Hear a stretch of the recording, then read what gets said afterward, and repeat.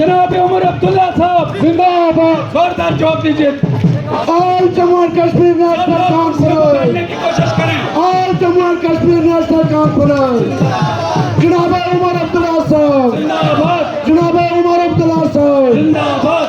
सादिया है, मैं सभी मेहमानान का यहाँ हमें तशरीफ लाए हैं। यहाँ नसीम लियाकत चौधरी साहब राजौरी से हमारे 3 डिस्ट्रिक्ट डेवलपमेंट कौंसल्स हमारे पास है। सुबह जम्मू में पूजा ठाकुर साहिबा ने सुबह फ़ोन करके कहा कि वो यहाँ पहुँच नहीं सकेंगी। नसीम लियाकत साहब आए हैं और डॉक्टर बी टीम जो वर्क कर रहे हैं पार्टी, ये उनका काम है। मैं क्या कह सकता हूँ, कांग्रेस को खुद देखना होगा ना। कांग्रेस के किसी लीडर ने अगर बयान दिया तो उसमें मुझे कमेंट करने की क्या राय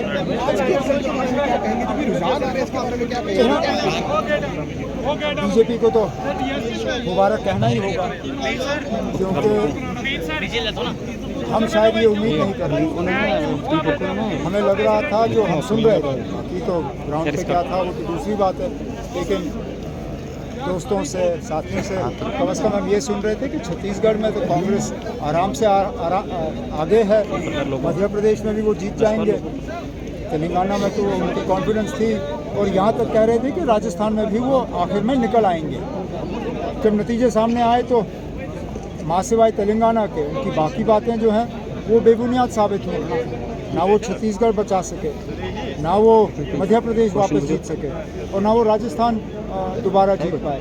मध्य प्रदेश में देखिए ना, अब शायद थोड़ी देर के लिए कमलनाथ जी चीफ मिनिस्टर रहे, लेकिन उसको छोड़ के अब 20 साल तो हो गए, ये 5वां टर्म शायद शुरू होने जा रहा है। सर वर्कर ये कोई मामूली बात नहीं है।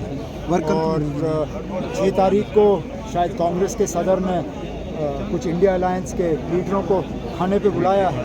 चलिए 3 महीने के बाद उनको दोबारा इंडिया अलायंस याद आया, देखते हैं उस पर क्या बात है। सर इंडिया अलायंस का फ्यूचर क्या रहेगा, क्योंकि आप भी उसका हिस्सा है। मैं क्या नहीं सकता हूँ ना।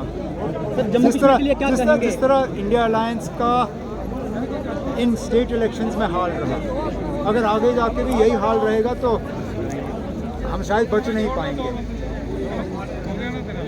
समझ में नहीं आता, या तो कांग्रेस पूरी तरह से मध्य प्रदेश में ग्राउंड सिचुएशन को समझ नहीं पाती, नहीं तो क्या जाता अगर वो अखिलेश यादव को 5-7 सीटें दे देते, क्या तूफान होता। वैसे भी क्या जीता उन्होंने, फिर नहीं जीत पाए ना। अगर अखिलेश यादव को 5-7-10 सीटें दे देते, मुमकिन है कि थोड़ा और हमारा बचाव मध्य प्रदेश में हो जाता, नहीं किया। नतीजे आपके सामने हैं। हम क्यों जाएं किसी के साथ? हम क्यों जाएंगे? हम किसी के साथ नहीं जाएंगे सर। जम्मू कश्मीर में नेशनल हम अपने दम पे कर रहे हैं, अपने दम पे खड़े होंगे। इलेक्शन के बारे में क्या कहेंगे? असेंबली और कौन सा इलेक्शन? असेंबली जो इलेक्शन कहाँ है, जो मतलब होना चाहिए, आपका क्या कहते हैं इसको? मैंने कहा ना, बार बार तो ये कहता आ रहा हूँ, होने चाहिए, नहीं हो रहे हैं। क्यों नहीं हो रहे हैं आप पूछिए इनसे।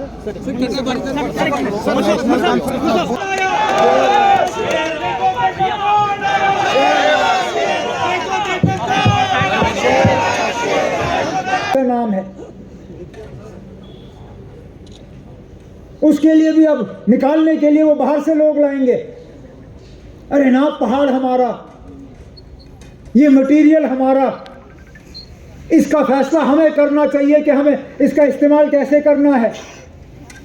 अगर ये सही माने में आप लोगों के साथ इंसाफ करने वाले लोग होते, जहां ये जमीन से निकलता है वहीं पे बैटरियों की फैक्ट्री लगनी चाहिए ताकि यहां के लोग उस लिथियम का जो है उसका फायदा लें। लेकिन इन लोगों के इरादे सही नहीं है। ये निकालने वाले कंपनियों को भी बाहर से लाएंगे, इसलिए तो ये हाईवे बना रहे हैं, इसलिए तो ये रेल का प्रोजेक्ट पूरा कर रहे हैं, ताकि रेल प्रोजेक्ट बनते ही ये हमारा सामान जो है हमारे पहाड़ों से निकाल के जम्मू कश्मीर के बाहर ले जाएंगे और हमें ठेठे फिस कुछ नहीं दिखेगा हमें इसका। ये है लोग। फिर ये हमें पूछते हैं कि 370 का हमने क्या फायदा दिया। कम से कम हमने ये तो नहीं किया। कम से कम जब हमारे दौर में प्रोजेक्ट बने तो हमारी मुकम्मल कोशिश थी कि वहीं के लोग लगें। जब हमने इंडस्ट्री के लिए पैकेज लाया, उसमें हमने इंडस्ट्री वालों को मजबूर किया कि 80% लोग उस फैक्ट्री में जम्मू कश्मीर के लगने चाहिए। सिर्फ बाहर से 20% लोगों को लगाने की इजाजत थी। आज तो 100% इनके लोग बाहर से आते हैं। फिर ये हमसे पूछते हैं कि 370 ने क्या दिया। इसलिए मैं इनसे पूछता हूं, 370 हटने के बाद आपने क्या लाया? अब अगले साल जनवरी में आप हमें ये रेल का प्रोजेक्ट दिखाओगे, ये भूल जाओगे लोगों को कहना कि इस रेल का संग बुनियाद पहले मरहूम इंदिरा गांधी साहिबा ने रखा। 40 साल हो गए हमें ये रेल दिखाते दिखाते। इस मुल्क का कोई वजीर आजम ऐसा नहीं है जिसने इस रेल के प्रोजेक्ट के लिए कोई ना कोई संग बुनियाद ना रखा हो। आप गिन के देखिए, इंदिरा गांधी के बाद राजीव गांधी, राजीव गांधी के बाद नरसिम्हा राव, नरसिम्हा राव के बाद देवेगौड़ा, देवेगौड़ा के बाद आई.के. गुजराल, आई.के. गुजराल के बाद वाजपेयी, वाजपेयी के बाद मनमोहन सिंह, एक के बाद एक सब आए। सबों ने इस रेल प्रोजेक्ट में कहीं ना कहीं संग बुनियाद रखने का काम किया। आज ये लोग दावा करेंगे कि इन्होंने किया। ये हाईवे, इस हाईवे पे काम शुरू तो डॉक्टर मनमोहन सिंह साहब के वक्त में हुआ। यहां आईआईटी, आईआईएम, एम्स, ये तो 2019 से पहले हुए।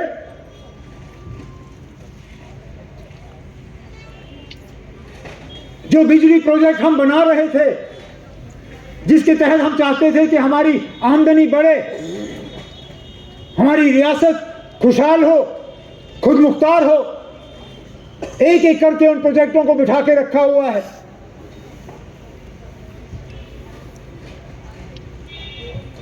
चाहे वो बगलिहार का फेज 3 हो, चाहे रतले हो, कीरू हो, कांवर हो, सलाल से थोड़ा ऊपर सावलाकोट हो,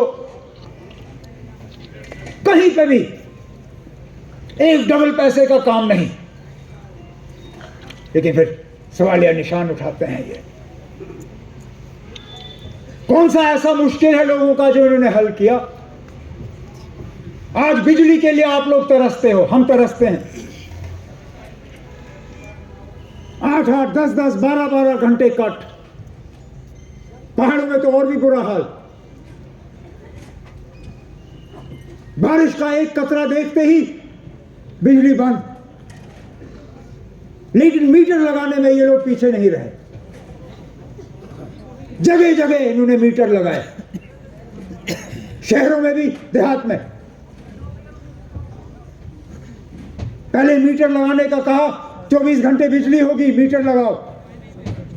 लोगों ने मीटर लगाए, नहीं आई बिजली। फिर डिजिटल मीटर आए, कहा ये डिजिटल मीटर लगाओ, इससे निजाम ठीक होगा। नहीं हुआ, जुमा जुमा हफ्ता नहीं हुआ। फिर स्मार्ट मीटर आए, और ये स्मार्ट मीटर भी ऐसा तूफान का इसमें पहले पैसा भरो, फिर बिजली की उम्मीद रखो, और बिजली हो ना हो मीटर में से पैसा जो है वो निकल ही जाता है। अजीब व गरीब दास्तां। पहले तो हमें पैसा लिया जाता था इस्तेमाल करने पे, अब तो बिना इस्तेमाल किए भी मीटर से पैसा जो है वो निकल जाता है, और हम हाथ पे हाथ बैठे हुए देखते रह जाते हैं। राशन की हालत, चीनी कहीं नहीं, चावल का कोटा कम, आटा कम, बाकी चीजें कहीं नहीं। हमारी माओं को, बहनों को कहा जाता है राशन डिपो में आओ और अंगूठे का निशान लगाओ, अपना वेरिफिकेशन कराओ। वहां पे बेचारी जाती हैं रोज अपना वहां अंगूठा लगवाने के लिए, बाद में मिलता कुछ नहीं। जल और नल,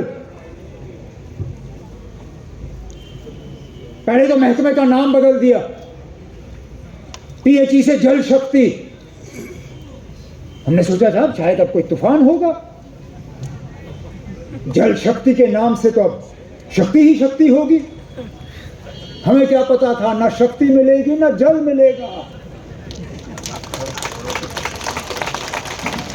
स्कीम के नाम पे पैसा जरूर कमाया, 12,000 करोड़ का इल्जाम लगा है इस जल शक्ति में धांधली का। इल्जाम लगाने वाला मैं नहीं,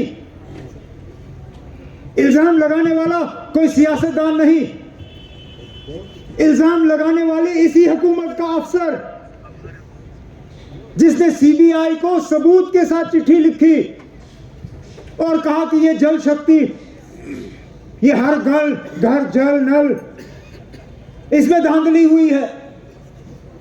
लिख के कहा कि ना लोगों को जल मिला तो ना नल मिला, लेकिन 12,000 करोड़ गायब हो गए। और फिर ये हमारे ऊपर उंगली उठाते हैं। अगर हम में से किसी के खिलाफ इस तरह का इल्जाम लगा होता, हम जेल से आज आपसे बात कर रहे होते। ये इनकी असलियत है। जब इनके खिलाफ इल्जाम उठते हैं तो खामोश, जब हम जैसे लोगों के साथ इल्जाम, तो बिना किसी सबूत के ये कार्रवाई अपना जो है पूरा कर लेते हैं।